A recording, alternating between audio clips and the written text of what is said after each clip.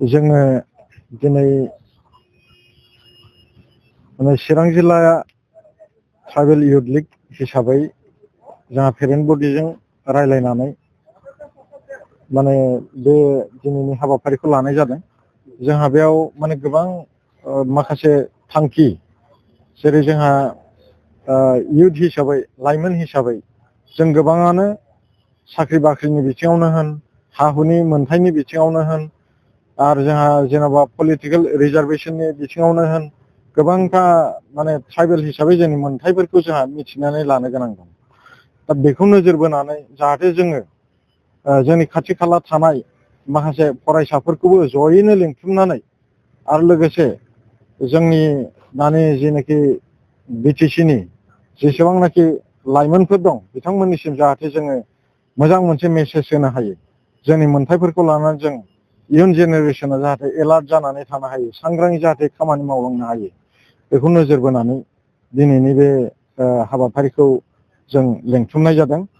आरो दा बेयाव बिसेसके जोङो जोंनि चिरां जिल्ला अल आसाम ट्राइबेल संघ आफादनि बा कमिटिनि जायनाखि दैदेनगिरि बिथांमोनखौ जों गोसो गोरबोनिफ्राय इउथ लिगनि जानानै जों रोजा रोजा साबायखर बावदों। बे जोंजों जेनाखि जोंनि हाबाफारि बेयाव मदद होनायनि थाखाय, आरो बिथांमोनहा जोंखौ फोरोंलांनायनि, दैदेनलांनायनि जेनाखि बिथांमोनहा जोंखौ बुजायनाय, बेफोरखौ जोङो मोनदांमोननानै बिथांमोननि बेफोरबायदि मावनाय हाबाफारियाव जों बिथांमोनखौ मदद होदों आरो जों साबायखर बावदों।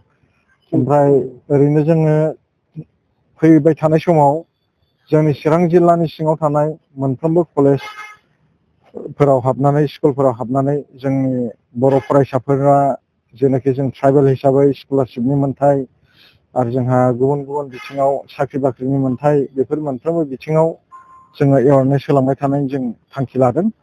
आरो लोगोसे जोङो बेजों लोगोसे जों गोग्गो समाज दानायनि बिथिङाव, ओमफ्राय जोङो जेनेबा गोग्गो आखल आखु दानाय, जों न'खरफोरखौ माबायदि मोजाङै दैदेनलांनांगौ, बेफोर मोनफ्रोमबो बिथिङावनो जोङो सोलोंथाइनि बिथिङाव जोङो एवारनेस होलांबाय थानो थाखाय जोङो चिरां जिल्ला ट्राइबेल इउथ लिगआ थांखि लानाय जादों।